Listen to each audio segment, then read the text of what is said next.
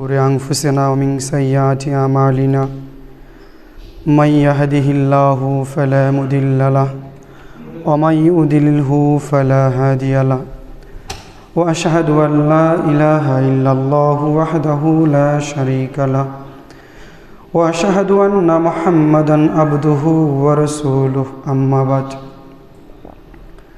فإن خير الحديث كتاب الله وخير الهدي وهدي محمد صلى الله عليه وسلم وشر الأمور محدثاتها وكل محدثة بدعة وكل بدعة ضلالة وكل ضلالة في النار فأعوذ بالله من الشيطان الرجيم قد أفلح من تزكى وذكر اسم ربه فصلى بل تؤثرون الحياة الدنيا والآخرة خير وأبقى عن أبي سعيد الخدري رضي الله عنه قال رسول الله صلى الله عليه وسلم من قرأ سورة الكهف في يوم الجمعة أضاء له نورا ما بين جمعتين رواه البيهقي ومشكات بسند صحيح عن عثمان رضي الله عنه قال رسول الله صلى الله عليه وسلم خيركم من تعلم القرآن وعلمه رواه البخاري بسند صحيح ربي زدني علما ربي اشرح لي صدري ويسر لي أمري واحلل عقدة من লিসানি ইয়াফকাহু কওলি। সম্মানিত উপস্থিতি, সকল প্রশংসা সেই মহান রব্বুল আলামিনের জন্য, যার অশেষ মেহেরবানি এবং সীমাহীন ভালোবাসার বদৌলতে আমরা অনেক দূর থেকে আপনাদের এখানে মেহমান হতে পেরেছি। আপনাদের সামনে খুতবা দেওয়ার সুযোগ পেয়েছি এবং অনেক মানুষ জামাতে, তবুও গুটিকতক মানুষকে আল্লাহ সুবহানাহু ওয়া তাআলা সঠিক সময়ে আপনাদেরকে মসজিদে আসার তৌফিক দান করেছেন। এই জন্য আমরা মহান রবের দরবারে শুকরিয়া আদায় করি, বলি আলহামদুলিল্লাহ। শান্তি অবতীর্ণ হোক বিশ্বনবী মুহাম্মদুর রাসূলুল্লাহ সাল্লাল্লাহু আলাইহি ওয়াসাল্লামের প্রতি। আল্লাহুম্মা সাল্লি আলাইহি আল্লাহুম্মা বারিক আলাইহি। সম্মানিত উপস্থিতি, আপনাদের জুমায় মেহমান হিসাবে আমার সংক্ষিপ্ত বক্তব্যের বিষয় কোরআন তেলাওয়াত। উল্লিখিত বিষয়ে খুব সংক্ষিপ্ত সময়ে কোরআন ও সহিহ হাদিস থেকে এক গুরুত্বপূর্ণ তাৎপর্যবহুল বিবরণী পেশ করার চেষ্টা করব ইনশাআল্লাহ। ওমা তাওফিকি ইল্লা বিল্লাহ আলাইহি তাওয়াক্কালতু ওয়া ইলাইহি উনীব। সম্মানিত উপস্থিতি, কোরআন তেলাওয়াত একটা পাওয়ারফুল ইবাদত। কারণ কোরআন কোনো সৃষ্টিজীব নয়, এটা আল্লাহর বাণী। মানুষকে ইবলিস যত কোরআন থেকে দূরে রাখতে পারবে, ইবলিস তত বেশি সফলতা অর্জন করতে পারবে। মানুষ যত বেশি কোরআন তেলাওয়াত থেকে দূরে থাকবে, তত বেশি সে শয়তানের দিকে ধাবিত হবে এবং শয়তান তার প্রতি ক্ষমতা খাটানো সহজ মনে করবে এবং ইবলিস ওই মানুষের উপর ক্ষমতা সহজে খাটাতে পারবে যে কোরআন থেকে গাফেল। আবু সাঈদ খুদরি রাদিয়াল্লাহু আনহু বলেন, রাসূলুল্লাহ সাল্লাল্লাহু আলাইহি ওয়াসাল্লাম বলেছেন, মান ক্বারা সূরাতুল কাহফ ফি ইয়াউমিল জুমআহ,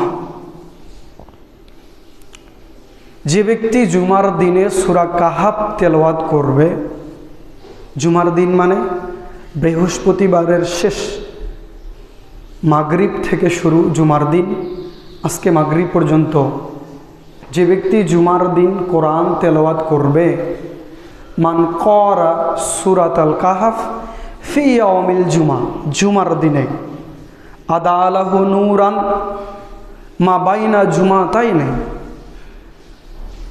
এই জুমা হতে পরবর্তী জুমা পর্যন্ত তার ইমানি আলো,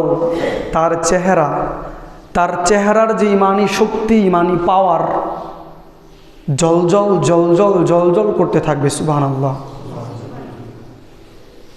মুহাম্মদ সাল্লাল্লাহু আলাইহি ওয়াসাল্লাম বলছেন যে ব্যক্তি সূরা কাহফ তেলাওয়াত করবে জুমার দিন, মানে কোরআন তেলাওয়াত করবে, যে ব্যক্তি কোরআন তেলাওয়াত করবে, স্পেশালি জুমার দিন সূরা কাহফ তেলাওয়াত করবে, পরের জুমা পর্যন্ত তাকে শয়তান কম ধোঁকা দিতে পারবে এবং তার ইমানি আলো, তার ইমান, তার শক্তি, এটা শক্তিশালী থাকবে এবং জ্বলতে থাকবে, চকচক চকচক করতে থাকবে। তার মানে যে ব্যক্তি সূরা কাহফ তেলাওয়াত করে না তাকে সহজেই শয়তান ধোঁকা দিতে পারে। যে ব্যক্তি জুমার দিন সূরা কাহফ তেলাওয়াত করবে না তার মানে তাকে ধোঁকা দেওয়া শয়তানের পক্ষে খুব সহজ। আর যে ব্যক্তি সূরা কাহফ তেলাওয়াত করবে জুমার দিনে, পরের জুমা পর্যন্ত তার ইমানি আলোটা মজবুত থাকবে এবং সে সালাত ত্যাগ করবে না,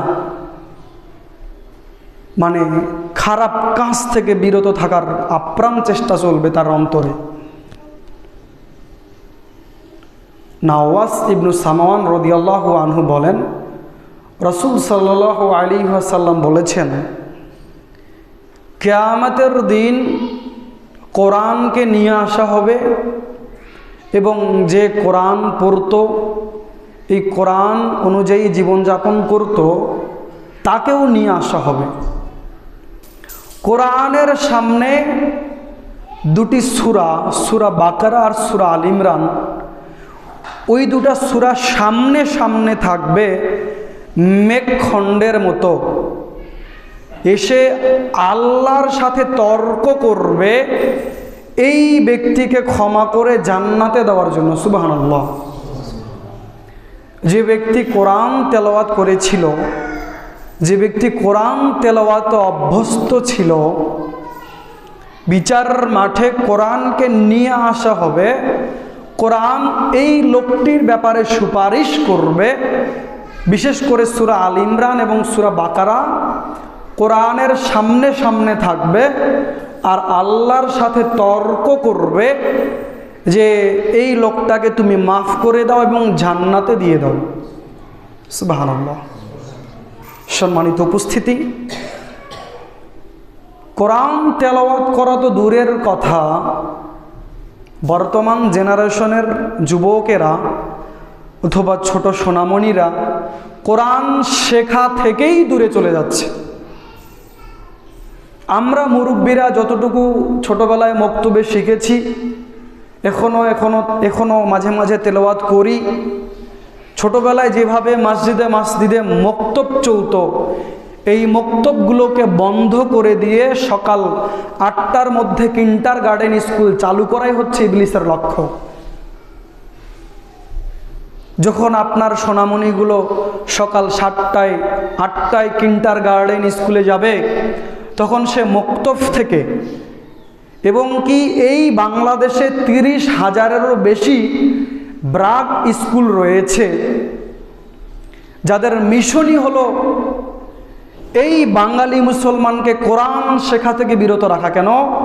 ব্রাক স্কুল হলো সকাল 7টায়, সকাল 7টার মধ্যে যেতে হবে। ওইখানে একজন শিক্ষিকা সবগুলো সাবজেক্ট পড়াবে, সে ইসলাম শিক্ষাও পড়াবে, সে হিন্দু ধর্ম শিক্ষাও পড়াবে।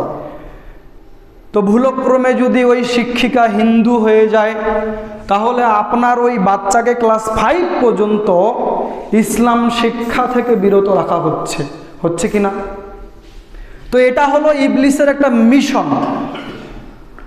ইবলিস ইহুদি খ্রিস্টানদের দ্বারাই এই মিশন সারা পৃথিবীতে চালিয়ে যাচ্ছে, আপনি বুঝতে পারছেন না। বাংলাদেশে বর্তমানে 30,000-এরও বেশি ব্রাগ স্কুল চলছে এবং যেগুলো শুরুই হয় সকাল 7টায়। আপনার ছেলে সেখানে যায়, আপনার সোনামণি সেখানে পড়ে। তাদের আকর্ষণীয় ব্যাপার হলো ব্রাকে পড়লে হাতের লেখা সুন্দর হয়। আর একজন শিক্ষিকা বাংলা, ইংরেজি, গণিত, সমাজবিজ্ঞান, ধর্ম পড়ায়। একজন শিক্ষক অথবা একজন শিক্ষিকা কখনো অলরাউন্ডার হতে পারে না। সে হয়তো গণিতে ভালো হবে, সে হয়তো ইংরেজিতে ভালো হবে, সে কখনো সব সাবজেক্টে ভালো হবে না। সব সাবজেক্ট বাদে দিলাম, যদি শিক্ষিকা হিন্দু হয় অথবা যে কোনো শিক্ষিকা যে মাদ্রাসায় পড়েনি অথবা ইসলাম শিক্ষায় পারদর্শী না, কোরআন তেলাওয়াতে পারদর্শী না, এরকম একজন শিক্ষিকা আপনার বাচ্চাকে পড়াচ্ছে ক্লাস 5 পর্যন্ত, তাকে কোনো ধর্মীয় নীতি, নৈতিকতা, আদব, নিয়ম কোনো কিছুই শেখানো হয়নি। সে যখন ক্লাস 6-এ গেছে, সে 6-7-এর বইয়ে আর ইসলাম শিক্ষা বোঝে না। আর প্রাইমারি স্কুলে কোনো ধর্মীয় শিক্ষক নেই। বহু প্রাইমারি স্কুলে হিন্দু শিক্ষক অথবা হিন্দু শিক্ষিকা আপনার ছেলেকে ইসলাম শিক্ষা বইটা কোনোভাবে রিডিং করাচ্ছে, অথচ ইসলাম শিক্ষা বইয়ে আলিফ বা তানসা, এখানে বানান, তাসবিদ সহ 5-এর মধ্যে কোরআন শেখার মতো বই তৈরি করা আছে। কিন্তু কে শেখে স্কুলে? শুধু ধোকার মধ্যে রেখেছে যে ইসলাম শিক্ষা বই পড়ানো হয়, কিন্তু শিক্ষকে নেই, কে পড়াবে? সম্মানিত উপস্থিতি, আপনার সোনামণিকে, আপনাকে কোরআন থেকে বিরত রাখতে পারলেই শয়তানের সফলতা। কেন? উকবা ইবনে আমের রাদিয়াল্লাহু আনহু বলেন, রাসূলুল্লাহ সাল্লাল্লাহু আলাইহি ওয়াসাল্লাম বলছেন, উকবা ইবনে আমের বলছেন যে আমরা মসজিদে আহলে সুফফাদের সাথে বসেছিলাম। ওই সময় মুহাম্মদ সাল্লাল্লাহু আলাইহি ওয়াসাল্লাম আমাদের নিকটে এসে আমাদেরকে বলছেন, তোমাদের মধ্যে কেউ কি পছন্দ করো না যে প্রত্যেক দিন সকালবেলা বুদহান অথবা আকিক নামক বাজারে যাবে, যাওয়ার পর সেখান থেকে 2টা উটনি, সুন্দর হৃষ্টপুষ্ট 2টা উটনি নিয়ে আসবে, কোনো বিনিময় ছাড়া, অন্যায় করা ছাড়া, আত্মীয়তার বন্ধন নষ্ট করা ছাড়াই, মানে এমনি এমনি বাজারে যাবে আর 2টা সুন্দর উটনি নিয়ে আসবে সকালবেলা। তোমরা কি এটা কেউ চাও না? তখন সাহাবীরা বলল, আমরা তো এটা সবাই চাই। কে আবার চাইবে না যে প্রত্যেক দিন সকালে বাজারে যাবে আর 2টা সুন্দর সুন্দর উটনি পাবে এবং সেটা একেবারে ফ্রি পাবে, কোনো অন্যায় না করে, মানুষের কাছ থেকে ছিনিয়ে না নিয়ে এবং আত্মীয়তার সম্পর্ক ছিন্ন না করে। এটা তো সবাই চাই। তখন রাসূলুল্লাহ সাল্লাল্লাহু আলাইহি ওয়াসাল্লাম বলছেন, তবে কেন তোমরা সকাল সকাল মসজিদে এসে 2টা আয়াত শিক্ষা দাও না অথবা শেখো না? কেননা 2টা আয়াত শিখালে অথবা শিখলে ওই 2টা উটুনির থেকে উত্তম। সুবহানাল্লাহ, কথা মনে হয় বুঝাতে পারিনি। 2টা সুন্দর সুন্দর উটুনি যদি আপনি দান করে দেন, সমপরিমাণ টাকা যদি দান করে দেন, যত নেকি হবে। 2টা উটের দাম ধরেন 4 লক্ষ টাকা, তো প্রত্যেক দিন সকালে 4 লক্ষ টাকা করে দান করলে যত নেকি হবে। মুহাম্মদ সাল্লাল্লাহু আলাইহি ওয়াসাল্লাম বলছেন, কেউ যদি মসজিদে এসে 2টা আয়াত শেখে অথবা শিখায়, তাহলে এই উটনির থেকে উত্তম হবে। সুবহানাল্লাহ। তারপর তিনি বলছেন, যদি 3টা আয়াত শিখায় তাহলে 3টা উটনি অপেক্ষা উত্তম হবে। যদি 4টা আয়াত শেখায় অথবা শিখে তাহলে 4টা উটনি অপেক্ষা উত্তম হবে। যদি 5টা আয়াত শেখে অথবা শেখায় তাহলে 5টা উটনি অপেক্ষা উত্তম হবে। আরে যতগুলো আয়াত সে শেখাবে অথবা শিখবে ততগুলোর থেকে উত্তম হবে। সুবহানাল্লাহ, কথা মনে হয় বুঝেননি। যদি আপনি 100টা আয়াত শেখেন অথবা 100টা আয়াত শেখান প্রত্যেক দিন সকালে মসজিদে এসে, তাহলে আপনি 100টা উট দান করার থেকেও আপনার নেকি বেশি হবে, সুবহানাল্লাহ। তো আপনি তো ঠিকই এই হাদিস আজকে প্রথম শুনছেন, তাই না? এখানকার অনেকেই আমার মনে হয় এই হাদিস প্রথম শুনছেন। আর ইহুদি খ্রিস্টান কতদিন ধরে এই হাদিস পড়ে রিসার্চ করে ভেবে নিয়েছে কিভাবে এই আমল থেকে, এই নেকি থেকে মুসলমানের বাচ্চাকে বিরত রাখা যায়। প্ল্যান করো, আরে পরিকল্পনা করো কিভাবে বিরত রাখা যায়। বলো ঠিক আছে, সকালে স্কুল চালু করে দেন। ব্রাক তো বাইরের, ব্রাক কি বাংলাদেশের? তারা শুধু জমি ভাড়া নিয়ে 30,000-এরও বেশি ব্রাক চলে বাংলাদেশে, শুধু মানুষের জমি ভাড়া নিয়ে। সম্মানিত উপস্থিতি, এই হাদিস তো আপনি আজকে প্রথম শুনছেন যে এত নেকি হয়। আর ইহুদি খ্রিস্টান আগে থেকেই এই হাদিস নিয়ে বসে আছে কিভাবে হাদিসের নেকি থেকে, কিভাবে কোরআন তেলাওয়াত থেকে মুসলমানকে বিরত রাখা যায়। সম্মানিত উপস্থিতি, আবু হুরায়রা রাদিয়াল্লাহু আনহু বলেন, রাসূল সাল্লাল্লাহু আলাইহি ওয়াসাল্লাম বলছেন, কেউ কি এটা পছন্দ করো না যে 3টা হুষ্ট পুষ্ট গর্ভধারিণী উট, এটা কিন্তু সৌদি আরবে মক্কা মদিনায় সবচেয়ে দামি জিনিস। এখন যদি আপনার কোনো একটা যুবককে বলি যে ভাই তুমি প্রতিদিন মসজিদে আসবা, তুমি সূরা ফাতিহা পড়ে যাবা, শুধু 7টা আয়াত পড়ে যাবা, আমি তোমাকে একটা করে আইফোন গিফট করব, তাহলে এমন কোন যুবক নাই যে আইফোন নেওয়ার লোভে আসবে না? আপনাকেই যদি বলি যে মুরব্বী আপনি যদি প্রতিদিন জুমায় আসেন, মুক্তব পড়েন, আপনাকে টাকা দেওয়া লাগবে না, উল্টা প্রত্যেক দিন আপনাকে আমরা একটা করে গরু দিব, গরু অথবা একটা করে ছাগল দিব। আরে ছাগল গরু দেওয়ার কথা দূরে থাক, আমাদের চিড়ির বন্দরে শুধু 3 কেজি আটা দেয় 72 টাকায়। যেখানে 1 কেজি আটার দাম 55-60 টাকা, সেখানে 3 কেজি আটা দেয় 72 টাকায়। সকাল 9টায় দেয়, ফজরের পর থেকে লাইন, একেবারে এখান থেকে বহুদূর লাইন, যে 3 কেজি আটা টাকা দিয়ে কিনে নিবে, ফ্রিও দিবে না, শুধু 72 টাকায় দিবে 3 কেজি আটা। এটা রিলিফ সিস্টেম দিচ্ছে চিড়ির বন্দরে। ফজরের পরে যাবেন, লাইন একেবারে তখন থেকে সিরিয়াল নেওয়া শুরু। তো মানুষকে 3 কেজি আটার বিনিময়ে যদি লাইন ধরানো যায়, তো মানুষকে কেন মসজিদে লাইন ধরানো যায় না? মানুষ কি বুঝে না যে কোরআন পড়লে কি নেকি হয়? মানুষকে যদি সামান্য 3 কেজি আটার বিনিময়ে, আরে 3 কেজি আটা ফ্রিও দিবে না, 72 টাকা দেওয়া লাগবে, তবুও যদি ফজরের পর থেকে মানুষ লাইন ধরে, তাহলে মসজিদে আসে, একটা আয়াত তেলাওয়াত করলে 2 লক্ষ টাকারও বেশি দান করলে, মানে একটা উট দান করলে যত নেকি হবে, একটা আয়াত তেলাওয়াত করলে, একটা আয়াত শিখলে অথবা শেখালে তার থেকেও বেশি নেকি হবে। মানুষ এটা কেন বুঝে না? মানুষ গাফেল, মানুষ অশিক্ষিত, মূর্খ। কেন? মানুষ পড়তে চায় না। তো মুহাম্মদ সাল্লাল্লাহু আলাইহি সাল্লাম বলছেন, মানুষ কি এটা চায় না যে সে বাড়িতে ঢুকবে 3টা উট নিয়ে, যেই 3টা উট হলো উটিনি এবং গর্ভধারিণী, গর্ভের উট, মানে পেটে বাচ্চা আছে এরকম 3টা উটিনি নিয়ে সে বাড়িতে যাবে, তাকে এটা দেওয়া হবে, গিফট দেওয়া হবে, সে এটা পাবে, 3টা উট পাবে। কিভাবে পাবে? কেউ যদি মসজিদে এসে সালাত আদায় করে, অন্তত 3টা আয়াত তেলাওয়াত করে কোরআন মাজিদ থেকে, তাহলে 3টা আয়াতের বিনিময়ে তাকে 3টা উটিনি দেওয়া হবে। সুবহানাল্লাহ। মসজিদে এসে নামাজ পড়ার সময় কেউ যদি 4টা আয়াত তেলাওয়াত করে, তাহলে তাকে 4টা উটনি দেওয়া হবে। যতগুলো আয়াত তেলাওয়াত করবে, আয়াত তেলাওয়াত করতেই থাকবে। ফজরের নামাজে আসলো, অন্তত 20টা 40টা আয়াত তেলাওয়াত করলো, তাহলে সে বাড়ি ঢুকছে, ওই মুরব্বী বাড়ি ঢুকছে 40টা উটনি নিয়ে। সুবহানাল্লাহ। মুরব্বী ঘুমটা ত্যাগ করে শীতের দিন আসছে, ওই মুরব্বীকে, ওই যুবককে, ওই মানুষকে বিচার মাঠে বিশেষ ছায়াতলে রাখা হবে, যার অন্তরটা এই মসজিদে ফ্যানের মতো ঝুলে থাকে। মসজিদের ফ্যান কি কখনো খুলে বাড়িতে নিয়ে যান না।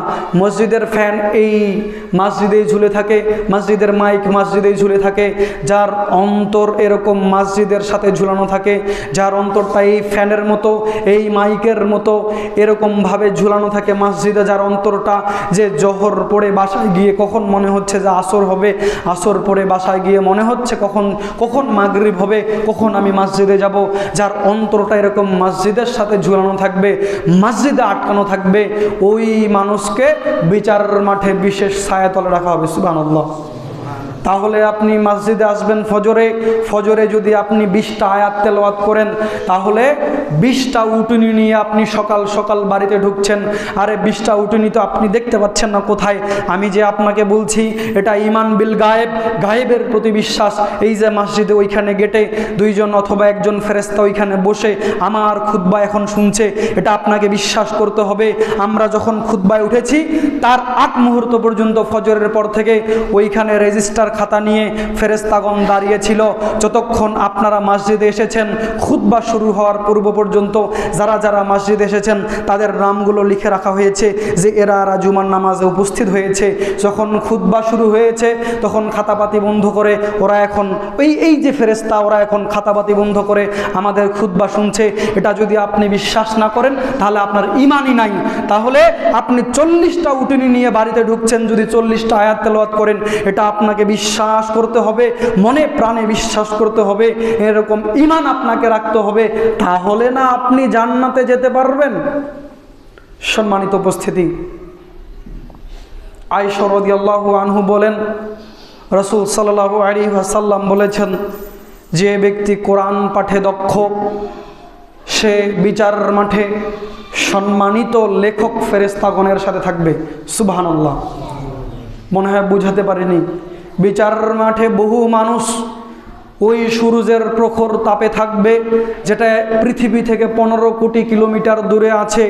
এখনও যদি মাত্র 50 থেকে 55 ডিগ্রি সেলসিয়াস তাপমাত্রা পৃথিবীতে হয়, তাহলে মানুষ রোদে যেতে পারবে না, বাড়ি থেকে বাইরে যেতে পারবে না, ফ্যান এসি দিয়েও কাজ হয় না। 50-55 ডিগ্রি সেলসিয়াস তাপমাত্রা হলে মানুষ আর রাস্তায় যেতে পারবে না। সেই দিন বিচার মাঠে যেই সূর্যকে 15 কোটি কিলোমিটার দূরে রাখা আছে, সেই সূর্যকে মানুষের মাথার মাত্র 1 মাইল উপরে নিয়ে আসা হবে, মাথার মাত্র 1 মাইল উপরে নিয়ে আসা হবে। ওই দিন সূর্যের যে প্রখর তাপ হবে, মানুষের মগজগুলি গলে যাবে, মানুষের মগজগুলি গলতে থাকবে, গলে গলে যাবে। সেই দিন ওই লোককে, ওই মুরব্বীকে ওই দিন লেখক ফেরেশতাগণ, সম্মানিত লেখক ফেরেশতাগণের পাশে বসিয়ে রাখা হবে যে কোরআন পাঠ করেছিল। সুবহানাল্লাহ। আর যে পারে না, মুরব্বী আমাকে বলছে যে ছেলে শুনো, আমি যে কোরআন তেলাওয়াত করতে পারি না, আমার কি হবে? আমার তো বয়স হয়ে গেছে 50-55 বছর। তো আপনি চেষ্টা করেন আলিফ বা তা সা শিখেন, 1 বছর 2 বছর ধরে মরা পর্যন্ত শেখেন। এরপরে কোনো মতো ছেঁড়ামেরা করে পড়তে পারতেছেন, কোনো ছেঁচড়া বেচড়া করে কোনো মতন পড়তে পারতেছেন, আলিফ লাম মিম যালিকাল কিতাবু পড়তে পারতেছেন, থেমে যাচ্ছেন, কোনো মতো পড়তে পারতেছেন। তো আয়েশা রাদিয়াল্লাহু আনহু বলছেন, মুহাম্মদ সাল্লাল্লাহু আলাইহি ওয়াসাল্লাম বলেছেন যে এরকম থেমে থেমে পড়বে, পড়তে পারে কি পারে না, পড়তে পারে কি পারে না, যে কোরআন পড়তে পারে কি পারে না, এরকম মানুষের জন্য ডাবল নেকি। সুবহানাল্লাহ। এরকম মানুষের জন্য ডাবল নেকি। যদি 1 হরফে 10 নেকি হয়, তাহলে এরকম মানুষের কোরআন পড়ার জন্য 1 হরফে 20 নেকি। যদি এরকম মানুষকে একটা আয়াত পড়লে, যদি স্বাভাবিক মানুষকে একটা আয়াত পড়লে একটা উটনি দেওয়া হয়, তো এরকম একটা মানুষকে যে পড়তে পারে না, কোনো মতো ছেঁচড়া মেচড়া করে পড়ছে, একে 2টা উটনি দেওয়া হবে। সুবহানাল্লাহ। সম্মানিত উপস্থিত, আপনি হতাশ হচ্ছেন? যদি আজকে নিয়ত করেন যে না, আমি তো বয়স অনেক হয়ে গেছে, আজকে থেকে শুরু করছি কোরআন তেলাওয়াত শিখবো আমি, আজকে যদি নিয়ত করেন, সম্মানিত উপস্থিতি, এখানে কথা থামিয়ে একটা কথা বলি আপনাকে। কবরে কয়টা প্রশ্ন করা হবে? 3টা না? তোমার রব কি, তোমার দিন কি, আর ইনি কে, মুহাম্মদ সাল্লাল্লাহু আলাইহি সাল্লাম। কেউ যখন এই 3টা প্রশ্নের উত্তর দিতে পারবে, তখন তাকে আরেকটা প্রশ্ন করা হবে, অতিরিক্ত প্রশ্ন। সেটা হলো, তুমি যে এই যে তোমার রব তুমি চিনো, তোমার দিন তুমি চিনো, তুমি মুহাম্মদ সাল্লাল্লাহু আলাইহি ওয়াসাল্লামকেও চিনো, তো এটা কেমন করে হলো, তুমি কেমন করে শিখলা, তুমি কেমন করে প্রশ্নের উত্তর দিলা, এটা হলো অতিরিক্ত প্রশ্ন। তখন সে উত্তর দিবে, আমি পৃথিবীতে কোরআন মাজিদ তেলাওয়াত করেছিলাম, কোরআন অনুযায়ী জীবনযাপন করেছিলাম, এই জন্যই তো আজকে আমি আজকে তোমাদের প্রশ্নের উত্তর দিতে পারলাম। বলবে ঠিক আছে, তুমি ঘুমিয়ে যাও। বাসর ঘরে যেভাবে স্বামী স্ত্রী ঘুমিয়ে যায়, ডাকার কেউ নেই, নিশ্চিন্তে ঘুমিয়ে যাও। জান্নাতের দরজা কবর পর্যন্ত বাতাস খুলে দেওয়া হবে, পোশাক পরানো হবে, আরও কত কি, তাদেরকে আরামে ঘুমিয়ে দেওয়া হবে। আর যে ব্যক্তি প্রশ্নের উত্তর দিতে পারবে না, তার মানে এখানে যে ব্যক্তি প্রশ্নের উত্তর দিতে পারবে না, তাকে এরকম বড় বড় লোহার লাঠি দিয়ে, হাতুর দিয়ে পিটানো হবে। প্রশ্নের উত্তরও যে দিতে পারবে না, যে বলবে আমি জানি না জানি না জানি না, তখন এক ধরনের ফেরেশতা নিযুক্ত করা হবে কবরে, যাদের অনেক শক্তি এবং যারা চোখে দেখতে পায় না। আপনাকে কোথায় মারছে জোরে জোরে, ও চোখে দেখতে পায় না, মাথায় লাগছে, চোখে লাগছে, পেটে লাগছে, বুকে লাগছে, আপনার যে কোথায় লাগছে ও চোখে দেখতে পায় না। আপনি যে বলবেন আস্তে পিটাও, এইদিকে পিটাও, ওইদিকে পিটাও, লাগছে, ও কানেও শুনতে পায় না। এমন কিছু ফেরেশতাকে আপনার কবরে নিযুক্ত করা হবে যে চোখেও দেখে না, কানেও শুনে না, খালি মারে আর মারে। আর আপনি এত জোরে চিল্লাচিল্লি করছেন, এত জোরে চিল্লাচিল্লি করছেন, পৃথিবীর পূর্ব থেকে পশ্চিম, পৃথিবীর উত্তর থেকে দক্ষিণ, শুধু মানুষ আর জিন বাদে এমন কোনো পশু প্রাণী নাই, কীট পতঙ্গ নাই যে আপনার চিৎকার শুনতে পায় না। তো ওই কবরে কে প্রশ্নের উত্তর দিতে পারবে? যে কোরআন পড়বে, কোরআন অনুযায়ী জীবনযাপন করবে। কারণ 4 নম্বর প্রশ্নই হবে এটা, যে প্রশ্নের উত্তর দিলা কেমনে? তো প্রশ্নের উত্তর দিলাম হলো আমি কোরআন মাজিদ তেলাওয়াত করেছিলাম, ওই অনুযায়ী জীবনযাপন করেছিলাম, এই জন্যই তো প্রশ্নের উত্তর দিতে পারলাম। তো মুহাদ্দিসগণ, আলেমেরা বলছেন, বড় বড় মুহাদ্দিসগণ বলছেন যে এ থেকে বোঝা যায় যারা কোরআন পড়েনি পৃথিবীতে, বা যারা কোরআন শেখেনি, এরা কবরে প্রশ্নের উত্তর দিতেই পারবে না। এবার আপনাকে মিলিয়ে নেন, জুমার নামাজ কি আপনার শেষ হওয়ার গ্যারান্টি আছে? আপনি যে বেঁচে আছেন, আপনার কি জুমার নামাজ শেষ হওয়ার গ্যারান্টি আছে? আমি মাঝে মাঝেই বলি, সম্মানিত উপস্থিতি, আপনাকে যদি আল্লাহ আজকে ফোন দিয়ে বলে, অথবা আপনাকে যদি আল্লাহ বলে শুনো তোমার আর 24 ঘন্টা সময় আছে, অথবা যদি জিব্রাইল অথবা আপনাকে মালাকুল মৌত বলে যায় যে মুরব্বী শুনেন আপনার আর 24 ঘন্টা সময় আছে, 24 ঘন্টা পর আপনি মারা যাবেন, 24 ঘন্টা পর মালাকুল মৌত এসে আপনার রূহ কবজ করবে। তো আপনাকে যদি সময় দেওয়া হয় 24 ঘন্টা, তাহলে আপনি কি করবেন? 24 ঘন্টার 5 ওয়াক্ত সালাত কি আপনি বাসায় আদায় করবেন? কখনোই না। আপনি ওই 24 ঘন্টা একটা ফেরেশতার থেকেও ভালো হওয়ার চেষ্টা করবেন, জিকির আজকারে ওই 24 ঘন্টা পরিপূর্ণ করে দিবেন, 5 ওয়াক্ত সালাত এই মসজিদে আদায় করবেন। আর এই 24 ঘন্টায় যত আত্মীয় স্বজন আছে সবাইকে ডাকবেন, সবাইকে বলবেন আমার পাওনা দেওনা আছে, আমাকে মাফ করে দাও। অথবা আপনার সব সম্পত্তি, সব ঋণ পরিশোধ করে দিবেন, সব ঋণ পরিশোধ করে দিয়ে যত টাকা থাকবে সব দান করে দিবেন। কোনো ছেলেকে, কোনো মেয়েকে কোনো কিছু দেওয়ার দরকার আপনার পড়বে না, আপনি সব দান করে দিবেন। যে 24 ঘন্টা পর আমি মারা যাব, আরে মারা গেলে আমার কি হবে? সব সম্পত্তি আপনি দান করে দিবেন, কার কার কাছে বাকি আছে সব পরিশোধ করে দিবেন, 5 ওয়াক্ত সালাত মসজিদে আদায় করবেন, সারাক্ষণ খালি কোরআন তেলাওয়াত করতে থাকছেন, কোরআন তেলাওয়াত করতে থাকছেন। আরে মুরব্বী, আপনাকে বললাম যে আল্লাহ আপনাকে 24 ঘন্টা সময় দিবে, কিন্তু বাস্তবতা হলো আপনি যে আর 1 মিনিট সময় পাবেন এটা আপনি জানেন? আপনি আর 1 মিনিট সময় পাবেন এটা আপনি জানেন? আপনি যে আর 30 সেকেন্ড সময় পাবেন এটা আপনি জানেন? আপনি যে আর 2 সেকেন্ড সময় পাবেন এটা আপনি জানেন? তাহলে 24 ঘন্টা সময় পেলে আপনি যত দ্রুত ভালো হয়ে যেতেন, তার থেকেও 100 গুণ দ্রুত আপনাকে এখন ভালো হয়ে যাওয়া দরকার। কারণ আপনি 1 সেকেন্ড পর মারা যাবেন কিনা, 10 মিনিট পর মারা যাবেন কিনা, 1 ঘন্টা পর মারা যাবেন কিনা, এটা অলিখিত এবং হঠাৎ এবং বাস্তব। সম্মানিত উপস্থিতি, মনে হয় বুঝাতে পারিনি। 24 ঘন্টা সময় পেলে যত দ্রুত ভালো হয়ে যেতেন, মনে হয় এটা আপনার বোঝা দরকার যে আমাকে এখনই ভালো হওয়া লাগবে।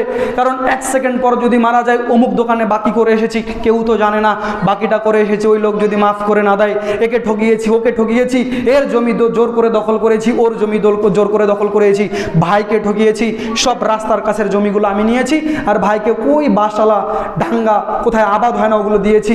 সম্মানিত উপস্থিতি, তাহলে আপনাকে 24 ঘন্টা সময় দেওয়া হলে আপনি যত দ্রুত ভালো হয়ে যেতেন, আপনাকে 1 সেকেন্ডও সময় দেওয়া হয় নাই, আপনাকে তার থেকেও 100 গুণ গতিতে ভালো হওয়া দরকার। রাসূল সাল্লাল্লাহু আলাইহি ওয়াসাল্লাম বলছেন, এক ব্যক্তি এক ব্যক্তি কোরআন তেলাওয়াত করছেন রাতের বেলা। তো এক ব্যক্তি রাতের বেলা কোরআন তেলাওয়াত করার সময় তার একটা ঘোড়া রশিতে বাঁধা ছিল তার কাছে, তো সে কোরআন তেলাওয়াত করছে।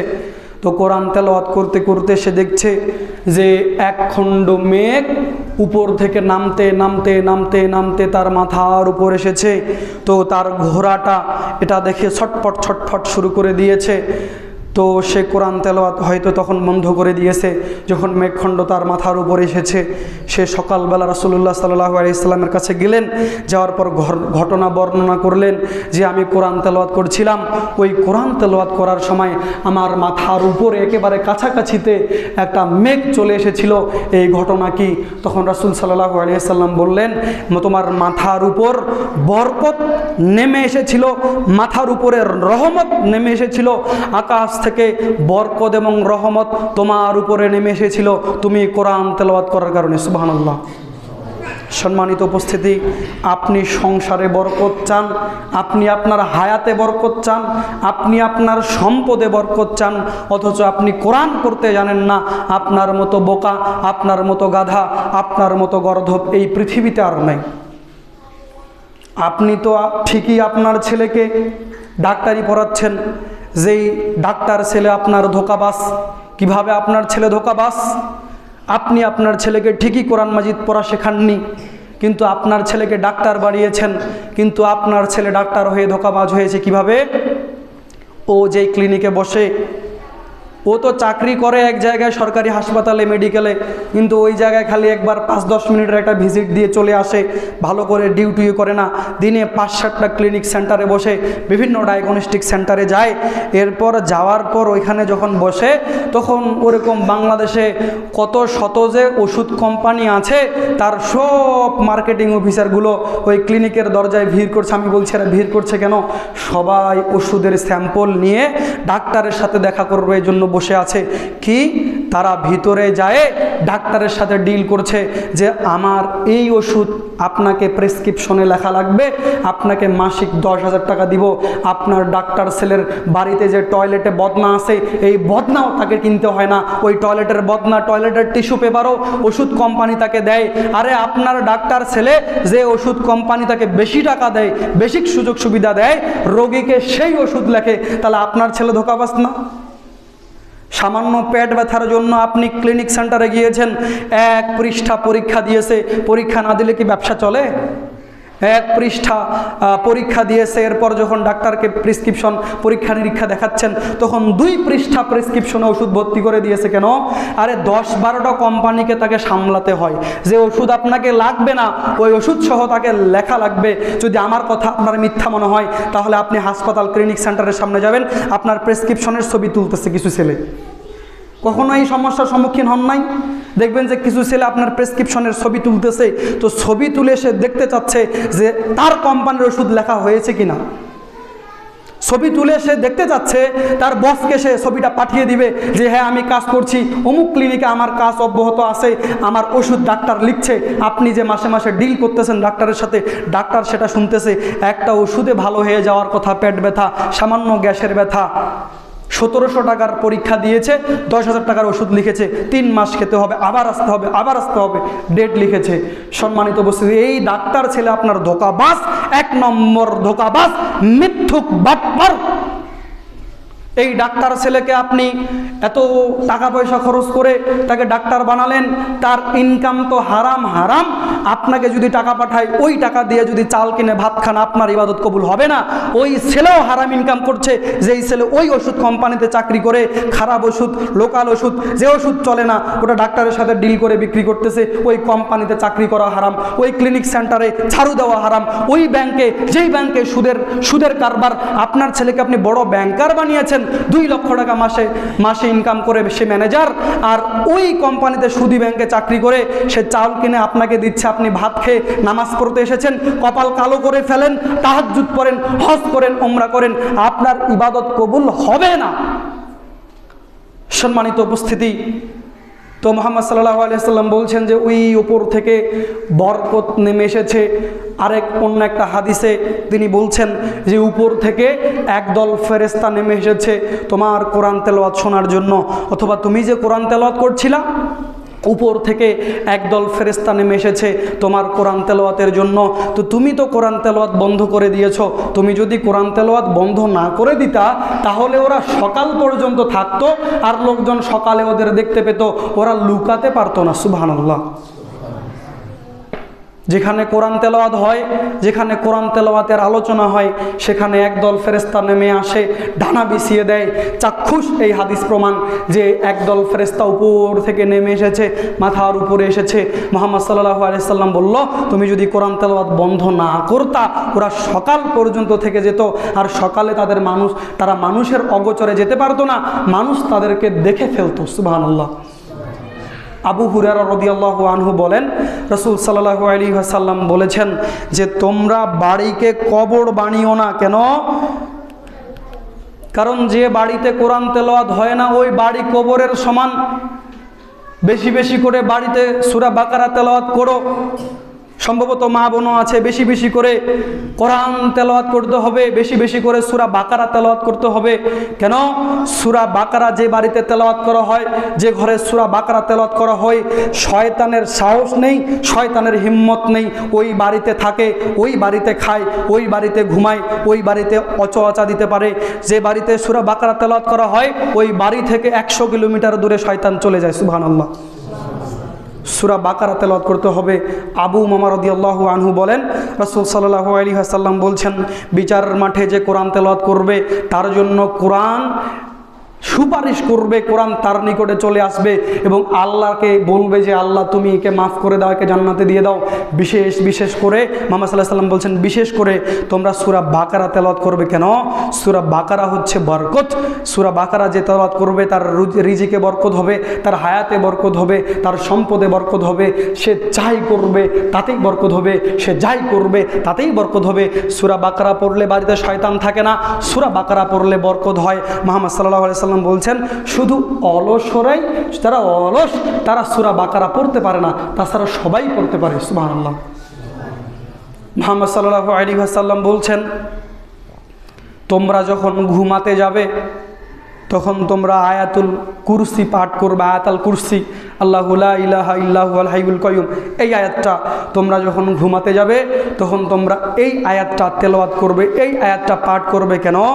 যে এই আয়াতটা পাঠ করে, এই আয়াতটা তেলাওয়াত করে ফজর পর্যন্ত, সকাল পর্যন্ত আল্লাহ সুবহানাহু ওয়া তাআলা তার নিকটে একজন রক্ষক ফেরেশতা নিযুক্ত করে। সে সারাক্ষণ শয়তানের বিরুদ্ধে ফাইট করে, শয়তানকে তার নিকটে আসতে দেয় না, কোনো অচেতনা দিতে দেয় না, শয়তানের বিরুদ্ধে ফাইট করবে এরকম একজন পাহারাদার বডিগার্ড ফেরেশতাকে তার কাছে নিযুক্ত করা হবে। সুবহানাল্লাহ। সম্মানিত উপস্থিত, আয়াতুল কুরসি পাঠ করলে কি হয়? একজন রক্ষক ফেরেশতা নিযুক্ত করা হয়। অন্য একটা হাদিসে মুহাম্মদ সাল্লাল্লাহু আলাইহি ওয়াসাল্লাম বলছেন যে ব্যক্তি প্রত্যেক ফরজ 5 ওয়াক্ত সালাতের পরে যারা আয়াতুল কুরসি পাঠ করবে, একবার করে পাঠ করবে, যে ব্যক্তি প্রত্যেক ফরজ সালাতের পরে একবার করে আয়াতুল কুরসি পাঠ করবে ওই মানুষটা জান্নাতে ঢুকে গেছে। সুবহানাল্লাহ। আপনি তো মুরব্বী বেঁচে আছেন, তো আপনার ব্যাপারে বলছে যে আপনি জান্নাতে ঢুকে গেছেন, তো এখনও এখানে আছেন কেন? এখনও মরেননি তাই আছেন। সুবহানাল্লাহ। মনে হয় বুঝাতে পারিনি। আপনি জান্নাতে ঢুকে গেছেন। কে? যে প্রত্যেক 5 ওয়াক্ত ফরজ সালাতের পর আয়াতুল কুরসি পাঠ করবে সে জান্নাতে ঢুকে গেছে, জান্নাতে প্রবেশ করে গেছে, চলে গেছে। তো এখানেও আছে, এখানে আছে কারণ ও মরেনি, তাই মরার সাথে সাথেই তাকে জান্নাতে দেওয়া হবে। সুবহানাল্লাহ। সম্মানিত উপস্থিত, আয়াতুল কুরসি পাঠ করতেই হবে। রাসূল সাল্লাল্লাহু আলাইহি ওয়াসাল্লাম একদিন বসে আছে এবং তার নিকটে জিবরিল বসে আছেন। হঠাৎ আকাশে একটা শব্দ হলো, আসমানে একটা শব্দ হলো। তো জিবরিল মাথা উপরে তাকালেন, মুহাম্মদ সাল্লাল্লাহু আলাইহি ওয়াসাল্লাম উপরে তাকালেন। তো জিবরিল বলছে যে এই যে আজকে যে আসমানের দরজা খোলা হলো, আজকে যে আসমানের গেট খোলা হলো, আজ পৃথিবী সৃষ্টির পর থেকে, আসমান সৃষ্টির পর থেকে আজ প্রথমই দরজা খোলা হলো। এই দরজা আগে কখনো খোলা হয়নি। তারপর একজন ফেরেশতা নেমে আসলো। তখন জিবরিল মুহাম্মদ সাল্লাল্লাহু আলাইহি সাল্লামকে বলছেন যে আজকে যেই ফেরেশতা এই দরজা দিয়ে নেমে আসলো, এই ফেরেশতা আগে কোনো দিন নেমে আসেনি পৃথিবীতে, আজকে প্রথম এই পৃথিবীতে নেমে আসলো। এরপর ফেরেশতা বলছে, মুহাম্মদ সাল্লাল্লাহু আলাইহি সাল্লামকে সালাম দিয়ে বলছে, আমি আপনার জন্য একটা সুসংবাদ নিয়ে এসেছি যেটা কোনো নবীকে দেওয়া হয়নি। আপনার জন্য একটা সুসংবাদ নিয়ে এসেছি যেটা কোনো নবীকে দেওয়া হয়নি। কি? দুইটা জিনিস নিয়ে এসেছি। কি? একটা হলো সূরা ফাতিহা, সুবহানাল্লাহ। 2 সূরা বাকারার শেষ অংশ। অন্য একটা হাদিসে বলা হচ্ছে সূরা বাকারার শেষ 2 আয়াত। ওই ফেরেশতা সেদিন প্রথম নেমে এসেছে, নেমে এসে মুহাম্মদ সাল্লাল্লাহু আলাইহি সাল্লামকে বলছে, আপনার জন্য এমন 2টি নিয়ামত নিয়ে এসেছি, আপনার জন্য এমন 2টি গিফট নিয়ে এসেছি, আপনার জন্য এমন 2টি উপহার নিয়ে এসেছি যেই 2টা কখনো কোনো নবীকে এর আগে দেওয়া হয়নি। আরে ওই গেট তো আসমানের ওই দরজা তো আজকে প্রথম খোলা হলো, আমি তো আজকে প্রথম নামলাম। আমি আপনার জন্য নিয়ে এসেছি সূরা ফাতিহা এবং সূরা বাকারার শেষ আয়াত। যে এই সূরা ফাতিহা এবং বাকারার শেষ আয়াত পড়বে, সে যাই বলবে মানে সে যেই জন্য পড়ছে অথবা এর মধ্যে সে যাই চাচ্ছে আল্লাহ তাকে তাই দিয়ে দিবেন, সুবহানাল্লাহ। আপনি সূরা ফাতিহা পড়ছেন না, ইহদিনাস সিরাতাল মুস্তাকিম, তো আল্লাহ আপনাকে সিরাতাল মুস্তাকিম দান করবেন, দিবেন। সম্মানিত উপস্থিতি, আপনাকে কোরআন পড়তেই হবে। কোরআন পড়া ছাড়া আপনার কোনো উপায় নাই, কোরআন পড়া ছাড়া আপনার কোনো রাস্তা নাই। কোরআন না জানলে আপনি বিচারের মাঠে টিকতে পারবেন না। আর এই বিচারের মাঠে তো দূরে থাক, প্রথম মঞ্জিল আপনি কবরে হেরে যাবেন। আবু দারদা রাদিয়াল্লাহু আনহু বলেন, রাসূল সাল্লাল্লাহু আলাইহি ওয়াসাল্লাম বলেছেন, যে ব্যক্তি সূরা কাহাফের প্রথম 10 আয়াত মুখস্থ করবে, প্রথম 10টা আয়াত পড়বে, রেগুলার পড়বে, যে ব্যক্তি সূরা কাহাফ 18 নম্বর সূরা, যে ব্যক্তি সূরা কাহাফ তেলাওয়াত করবে, সূরা কাহাফের 10টা আয়াত, প্রথম 10টা আয়াত সে মুখস্থ করবে, তাকে দাজ্জালের ফিতনা থেকে মুক্ত রাখা হবে, সুবহানাল্লাহ। দাজ্জাল পৃথিবীতে ভয়াবহ একটা ফিতনা। প্রত্যেক নবী রাসূল তাদের উম্মতকে দাজ্জালের ফিতনা থেকে মুক্ত থাকার জন্য বলছেন, এই দাজ্জালের ফিতনা সম্পর্কে বলেছেন। তো মুহাম্মদ সাল্লাল্লাহু আলাইহি ওয়াসাল্লাম আমাদেরকে বহু হাদিসে এবং তিনি বলছেন যে দাজ্জাল আসবে এবং দাজ্জালের ফিতনা ভয়াবহ ফিতনা, মানুষের ঈমান নষ্ট হয়ে যাবে। বড় বড় ঈমানদার মানুষ দাজ্জালকে আল্লাহ বলে দিবে খাবার হয়ে, মানে খাবারের জন্য। পৃথিবীতে দুর্ভিক্ষ হবে, খাবার নাই, না খেয়ে পড়ে আছেন, দাজ্জাল এসে আপনাকে খাবার দিয়ে বলবে আমাকে আল্লাহ বলেন, আমি তো আল্লাহ। তখন আপনি ওই খাবার নেওয়ার জন্য, সুযোগ সুবিধা নেওয়ার জন্য দাজ্জালকে আল্লাহ বলে দিবেন, ঈমান নষ্ট হয়ে যাবে। দাজ্জালের কাছে জান্নাত থাকবে, দাজ্জালের কাছে জাহান্নাম থাকবে। তার জান্নাত এবং জাহান্নাম আপনি দেখতে পাবেন। মূলত তার জান্নাত হলো আল্লাহর জাহান্নাম, তার জাহান্নাম হলো আল্লাহর জান্নাত। আপনাকে সে জাহান্নামে দিয়েও দিবে, কিন্তু আপনার কিছুই হবে না। আপনাকে ঈমান শক্ত এবং মজবুত রাখতে হবে। আপনি ফিতনায় পড়েই যাবেন। কিভাবে? এই যে স্মার্ট মোবাইল আপনার হাতে দিয়েছে, মন না চাইলেও আপনি অশ্লীল ভিডিও দেখছেন না? তো এই ফিতনায় আপনি সামলাতে পারছেন না, এমন ঈমান আপনার, কিভাবে দাজ্জালের ফিতনা আপনি সামলাবেন? বাড়িতে টিভি আছে, টিভিতে গান হচ্ছে, বাজনা হচ্ছে, মনটা চাচ্ছে দেখি, এই ফিতনায় তো সামলাতে পারছেন না। একটা রাস্তায় সুন্দরী মেয়ে হেঁটে যাচ্ছে, কোনো মেয়ের বুকে কাপড় নাই, কোনো মেয়ের বুকে ওড়না নাই, সব মেয়ে রাস্তা দিয়ে হেঁটে যাচ্ছে। আপনার মন চাচ্ছে না মাথাটা নিচু করে শক্ত করে ধরে রাখবো, দেখবই না, কিন্তু মাথাটা তুলে দেখছেন। এই ফিতনায় তো সামলাতে পারছেন না। তো দাজ্জালের ফিতনা হলো বড় ভয়াবহ ফিতনা। এই ফিতনাকে নিজেকে সামলাতে পারবেন? তো মুহাম্মদ সাল্লাল্লাহু আলাইহি ওয়াসাল্লাম বলছেন স্ট্রং করতে হবে নিজেকে, নিজের ঈমানকে মজবুত করতে হবে। কিভাবে? সূরা কাহাফের প্রথম 10টা আয়াত যে মুখস্থ করবে সে দাজ্জালের ফিতনা থেকে বেঁচে যাবে। তো যারা কোরআন মাজিদ পড়তে পারে না, যে ভাই আমি তো কোরআন মাজিদ পড়তে পারি না, মুরব্বী বুড়া মানুষ, 70 বছর বয়স, আমার কি হবে দাজ্জাল যদি চলে আসে? তো একটা সহজ হাদিস, আরেকটা হাদিস মুহাম্মদ সাল্লাল্লাহু আলাইহি ওয়াসাল্লাম বলছেন, অন্তত 3টা আয়াত সূরা কাহাফের যে অন্তত 3টা আয়াত মুখস্থ করবে তাকে দাজ্জালের ফিতনা থেকে মুক্ত রাখা হবে, সুবহানাল্লাহ। ধর্ম কিন্তু কঠিন না, কঠিন আপনি নিজে বানিয়ে নিয়েছেন। বাপ মারা গেলে 2টা গরু জবাই করে মানুষকে খাওয়াতে হবে, ধর্ম কি এটা? বাপ মারা গিয়েছে, 2টা বড় বড় গরু জবাই করে মানুষকে খাওয়াতে হবে, টাকা নাই, কিস্তের টাকা দিয়ে ধার করে মানুষকে খাওয়াতে হবে, এটা? টাকা নাই, লোন নিয়ে মানুষকে খাওয়াতে হবে, জমি বিক্রি করে বড় বড় গরু খাওয়াতে হবে, ধর্মে কি এটা? কখনো নয়। ধর্ম নিজের ওপর আপনি কঠিন করে বানিয়ে নিয়েছেন, ধর্মকে নিজেই কঠিন করে ফেলেছেন। সম্মানিত উপস্থিতি, কোরআন পড়তেই হবে। মুহাম্মদ সাল্লাল্লাহু আলাইহি ওয়াসাল্লাম বলছেন, তোমরা কি কেউ আর এক রাতে, আজকে রাতে তোমরা কি কেউ কোরআনের 3 ভাগের 1 ভাগ পড়তে পারবে না?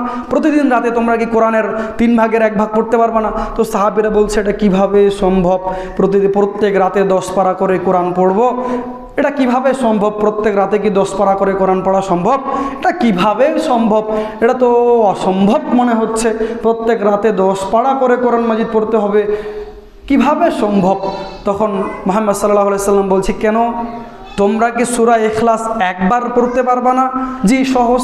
তো সূরা ইখলাস কুল হু আল্লাহু আহাদ, এই সূরা 4টা আয়াত, যে সূরা ইখলাস একবার তেলাওয়াত করবে পরিপূর্ণ সম্পূর্ণ, যে সূরা ইখলাস একবার তেলাওয়াত করবে তার নেকি হবে কোরআন মাজিদের 3 ভাগের 1 ভাগ, মানে 3 বার সূরা ইখলাস পড়লেই সম্পূর্ণ 30 পারা কোরআন পড়াতে যত নেকি হয় তত নেকি হবে। সুবহানাল্লাহ। মনে হয় বোঝাতে পারিনি আপনাকে। সূরা ইখলাস একবার পড়লে 10 পারার নেকি হয়, 2 বার পড়লে 20 পারার নেকি হয়, সূরা ইখলাস 3 বার পড়লে 30 পারার নেকি হয়। 30 পারা কোরআন পড়তে কত সময় লাগবে? একটা না যদি পড়েন 2-3 দিন লাগবে। আর সূরা ইখলাস 3 বার পড়তে কত সময় লাগবে? মনে হয় 1 মিনিট লাগবে। 3 মিনিট লাগলো, তো 3 মিনিটে একবার কোরআন পড়ার নেকি পাচ্ছেন। তো কিভাবে আপনি বাজারে গিয়ে চা খাচ্ছেন আর ভোট কে জিতবে, কে হারবে, কাকে ভোট দেওয়া লাগবে, কি গল্প নিয়ে ব্যস্ত? 3 বার সূরা ইখলাস পড়লে একবার কোরআন মাজিদ পড়ার নেকি হয়, আর আপনি কি গল্প নিয়ে ব্যস্ত আছেন? সম্মানিত উপস্থিতি, এত বোকা কেন আপনি? এত বোকা কেন? আপনার জিহ্বাকে কেন আপনি অযথা একটা মেয়ে মানুষের সাথে গল্প করতে ব্যস্ত রেখেছেন? এটা তো হিসাব দেওয়া লাগবে। আপনি যে বাপের পকেট থেকে মোবাইল চুরি করে মোবাইলে টাকা ঢুকিয়ে ওই মেয়ের সাথে গল্প করছেন, আপনার বাপকে তো বিচারের মাঠে হিসাব দেওয়া লাগবে, আল্লাহকে তো হিসাব দেওয়া লাগবে। আর যে মেয়ের সাথে প্রেমের গল্প করছেন, ওই মেয়েও জাহান্নামে, আপনিও জাহান্নামে, আপনি জাহান্নামে, আপনার বাপও জাহান্নামে। সম্মানিত উপস্থিতি, তো 3 বার করে পড়লে একবার কোরআন মাজিদ পড়ার নেকি হয়। 3 বার করে পড়লে একবার কোরআন মাজিদ পড়ার নেকি হয়। আর যে সূরা জিলজাল পড়বে, সূরা জিলজাল যে পড়বে, এটা 2 বার পড়লেই একবার কোরআন পড়ার নেকি হবে। সুবহানাল্লাহ। যে সূরা কাফিরুন 4 বার পড়বে, কুল ইয়া আইয়ুহাল কাফিরুন, যে সূরা কাফিরুন 4 বার পড়বে, 4 বার পড়লে সম্পূর্ণ কোরআন একবার পড়ার নেকি হয়। সুবহানাল্লাহ। সূরা জিলজাল 2 বার পড়লে সম্পূর্ণ কোরআন পড়ার নেকি হয়। সূরা ইখলাস 3 বার পড়লে সম্পূর্ণ পড়ার নেকি হয়, মানে সূরা জিলজাল একবার পড়লে 15 পারার নেকি হয়, 2 বার পড়লে 30 পারার নেকি হয়। আর সূরা ইখলাস 3 বার পড়লে 10 পুরা কোরআন মাজিদ পড়ার নেকি হয়। সূরা কাফিরুন 4 বার পড়লে মানে 7.5 পারা, 4 বার পড়লে সূরা কাফিরুন 4 বার পড়লে সম্পূর্ণ কোরআন মাজিদ একবার পড়ার নেকি হয়। সুবহানাল্লাহ। আপনি কখনো এই অফার, এত সুযোগ, এত সুবিধা নষ্ট করিয়েন না। এরপর আপনি ভাবেন, ওই যে প্রথমে হাদিসটা পড়লাম যে একটা আয়াত পড়লে একটা উটুনি দেয়, একটা আয়াত পড়লে একটা উটুনি দেয়। তো 6236টা আয়াত যদি আমি পড়ে ফেলি, 6236টা উটের নেকি, দান করার নেকি যদি আমার আমলনামায় লেখা হয়, আমি কি ধনী নাকি গরিব? আমার টাকা নাই, আমি ধনী নাকি গরিব? 6236টা আয়াত পড়ে এবার এই হাদিসের ক্যাপাসিটিতে যদি আপনি এই নেকি পেয়ে যান, তাহলে কি হবে দেখেন। সম্মানিত উপস্থিতি, বিচারের মাঠে ওই মানুষ সবচেয়ে গরিব যে অনেকগুলো নেকি নিয়ে বিচারের মাঠে উপস্থিত হবে, কিন্তু অমুকের টাকা মেরে দিয়েছে, তাকে নেকি দিতে হবে। অমুকের জমি ঠেলে তার জমিতে নিয়েছে, তাকে ওই নেকি দিয়ে দিতে হবে। অমুক জায়গায় ঋণ করেছে, তাকে নেকি দিতে হবে। অমুকের ক্ষতি করেছে, তাকে নেকি দিতে হবে। নেকি দিতে দিতে সব নেকি শেষ করে ফেললো। তো বিচারের মাঠে নেকি আর পাপ ছাড়া তো হিসাব নাই। এরপর আরও একজন এসেছে, 10,000 টাকা পায়, তো ওকে কী করতে হবে? 10,000 টাকার নেকি দিতে হবে। নেকি তো শেষ করে ফেলেছি, কি হবে? তো তুমি তাহলে 10,000 টাকার পাপ আমাকে দিয়ে দাও। উমুকে 10,000 টাকার পাপ, অমুকে পাপ। তো এতগুলো নেকি নিয়ে উঠে বিচারের মাঠে দিতে দিতে সব শেষ করে ফেলে, এরপরে মানুষের পাপগুলো নিয়ে যখন সে অসহায় হয়ে যাবে, এরকম গরিব আর কেউ নেই, এ হচ্ছে গরিব, তাছাড়া গরিব কেউ নেই। সুবহানাল্লাহ। সম্মানিত উপস্থিতি, যে মুহাম্মদ সাল্লাল্লাহু আলাইহি সাল্লাম বলছেন যে 10 বার সূরা ইখলাস পড়বে। সূরা ইখলাস একবার পড়লো, কুল হু আল্লাহু আহাদ আল্লাহুস সামাদ লাম ইয়ালিদ ওয়া লাম ইউলাদ ওয়া লাম ইয়াকুল লাহু কুফুয়ান আহাদ, একবার পড়লো, আবার পড়লো, 10 বার পড়লো। মুহাম্মদ সাল্লাল্লাহু আলাইহি সাল্লাম বলছেন যে 10 বার সূরা ইখলাস পড়লো, 10 বার। 10 বার পড়তে সময় লাগবে 2 থেকে 3 মিনিট। যে 10 বার পড়লো, জান্নাতে তার জন্য একটা প্রাসাদ নির্মাণ করা হলো। সুবহানাল্লাহ। তো যদি আমি গ্যারান্টি পাই যে 10 বার সূরা ইখলাস পড়লে আমার জন্য জান্নাতে একটা প্রাসাদ নির্মাণ করা হইল, তো আমি কি একটু একটু আভাস পাচ্ছি না যে আল্লাহ আমাকে ভালোবাসে, আল্লাহ আমার জন্য জান্নাতে ঘর নির্মাণ করতেছে? তার মানে কি আল্লাহ চায় আমি জান্নাতে যাই। সুবহানাল্লাহ। কথা মনে হয় বুঝাইনি। মানে আপনি 10 বার পরে জান্নাতে একটা ঘর বানাই নিলেন আল্লাহর কাছ থেকে, তো জান্নাতে একটা ঘর আছে, তার মানে কি আপনার যাওয়ার একটা আশঙ্কা আছে। আপনাকে আল্লাহ ভালোবাসে দেখেই আপনি সূরা ইখলাস 10 বার পড়তে পেরেছেন, না ভালোবাসলে তো আপনি সূরা ইখলাস পড়তে পারতেন না। তো আল্লাহ আপনার কল্যাণ চায় দেখে আপনাকে কোরআন পড়া শিখিয়েছে।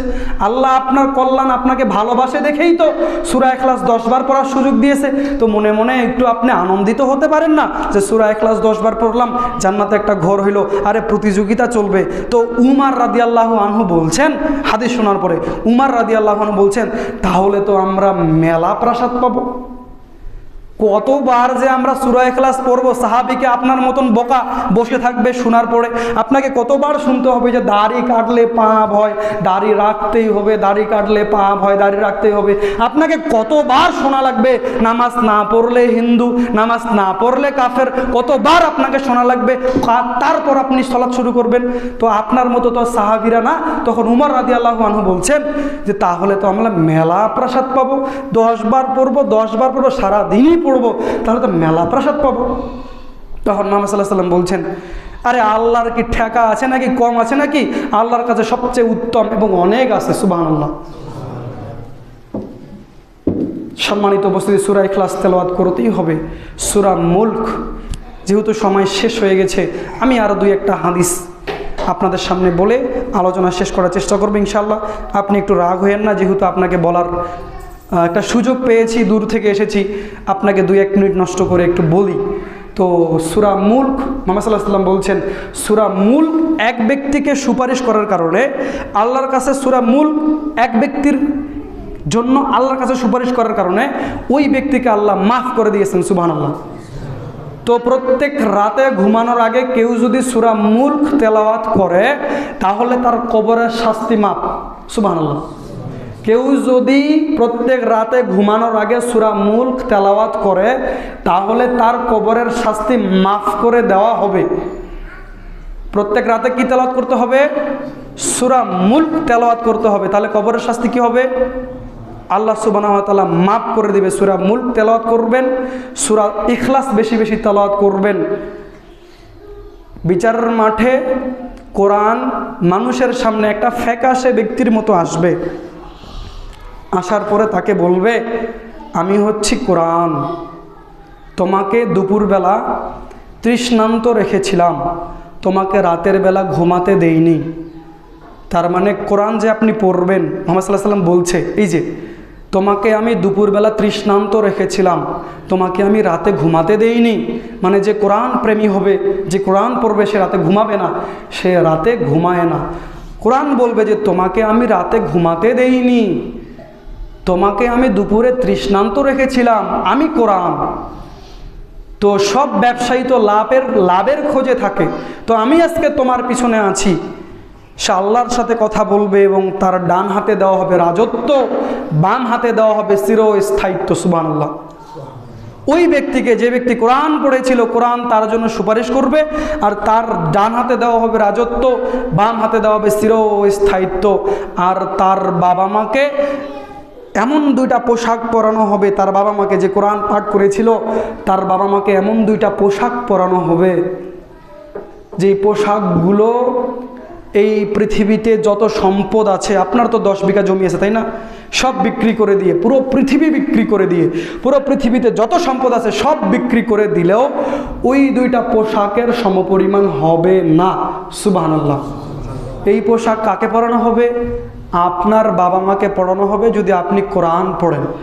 তখন ওই পিতামাতা বলবে, এগুলো কোথা থেকে আসলো এত সুন্দর পোশাক?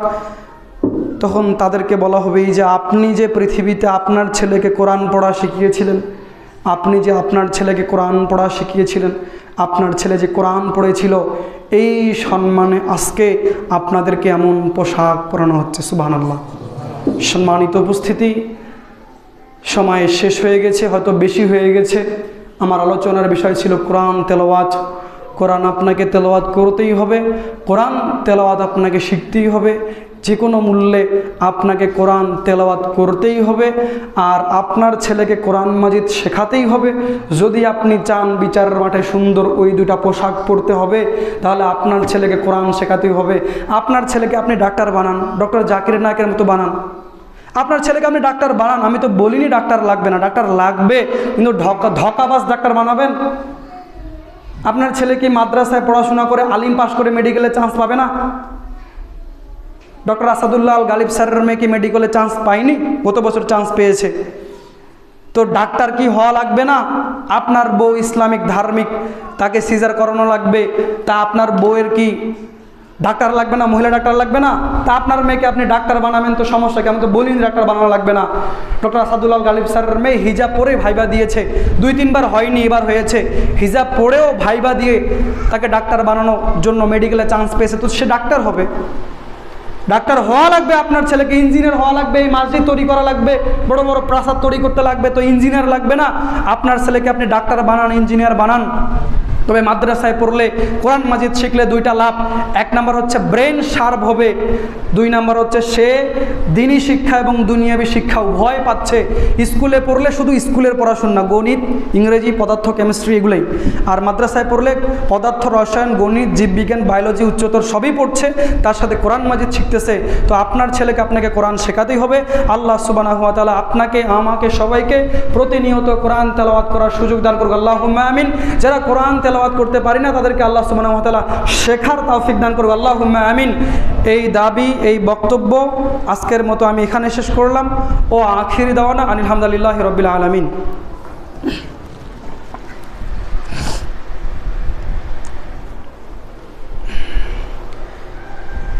আলহামদুলিল্লাহি ওয়াহদা ওয়াসসালাতু ওয়াসসালামু আলা মান লা নাবিয়্যা বা'দা, আম্মা বাদ।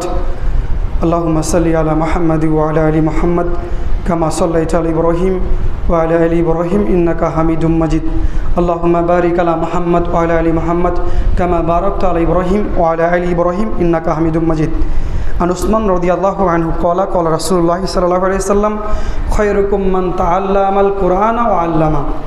তোমাদের মধ্যে ওই ব্যক্তি উত্তম, ওই ব্যক্তি দামি, তোমাদের মধ্যে ওই ব্যক্তি সম্মানী যে নিজে কোরআন শেখে এবং শেখায়।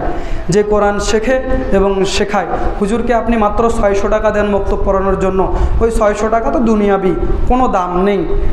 উনি হচ্ছেন সবচেয়ে সম্মানিত, সবচেয়ে উত্তম। খায়রুকুম মান তাআল্লামাল কুরআনা ওয়া আল্লামা, যে নিজে কোরআন শেখে এবং মানুষকে শেখায়, তোমাদের মধ্যে এ হচ্ছে সবচেয়ে উত্তম।